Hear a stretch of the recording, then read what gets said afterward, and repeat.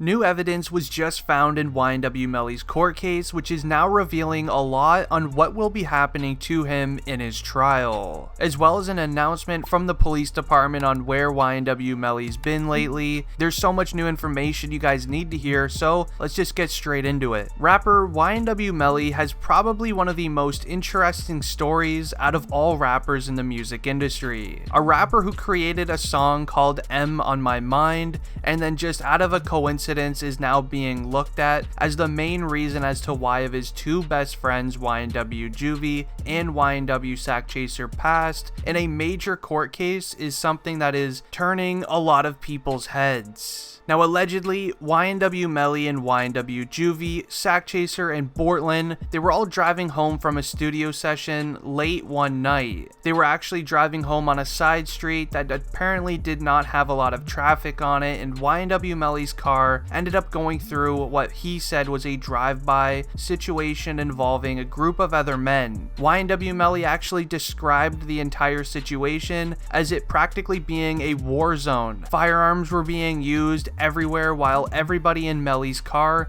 literally could not do anything but just duck behind the seats and things in that nature during the entire incident. When the entire incident was going down, only YNW Juvie and YNW Sack Chaser were the only ones affected in the entire situation, which is actually very surprising when you stop and look at these photos in the court case of YNW Melly's car after the situation. Now, looking at these photos, the entire car looks like it went through war. It's actually very surprising that YNW Bortlen and YNW Melly even got out of this without a scratch on them, but Melly was later arrested after this situation went down alongside Bortlen while the law enforcement tried to find evidence on how they truly passed. And well, here's the new evidence that was found. Now, this evidence does actually make me very worried for YNW Melly and his freedom. Now, in the first official court document, it actually says this, and I quote, "Then also we have a video of Mr. Demons admitting to doing an act towards two individuals in the head." Now, I did actually have to change a few of the words in that statement, but you pretty much understand at what it means. And well, if you are unaware, a couple of months ago, it was rumored that there was a video recorded on a cell phone of YNW Melly practically just admitting to doing the act towards Juvie and Sack Chaser, in which how they passed. And well, with this video now being found by the courtroom, YNW Melly is most likely never going to be getting released due to that one video being out there. But jumping into the next court document, it states, "This video was on Mr. Demon's cell phone, which was brought to my office by Jameson Francis, and that's how we had that. And that was all of the evidence that Your Honor has." And well, this is where it starts to get very interesting in YNW Melly's court case. And just in case you didn't know, Mr. Demons in these court records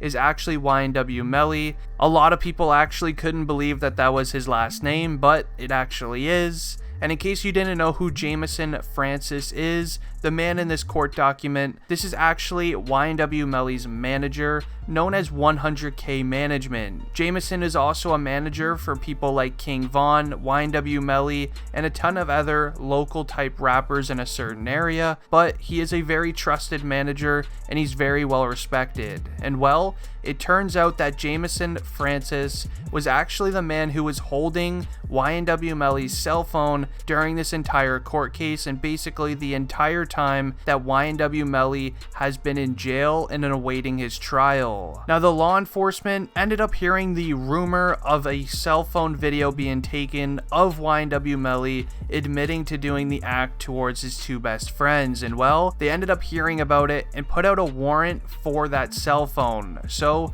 100K actually had to end up turning the cell phone in, or legal action would have been taken on him as well. So allegedly, the law enforcement can now do something called a data extract on that cell phone, which will basically pull any information that was ever on that phone, even if it was deleted. Now, this means that deleted text messages, deleted photos, even Snapchats will be able to be brought back to life, and the law enforcement will now be able to use the evidence found on YNW Melly's own cell phone against him in his court case. As the next document document actually states that the cell phone evidence is probably the biggest part of the entire court case, and well, I definitely have to agree with that. Especially with this video floating around of YNW Melly admitting to doing the act and then pointing a you-know-what to his head. That's not going to look good for YNW Melly in this court case by any means. Now, getting into the next court document, it basically says this, and I quote, "These particular cell phones,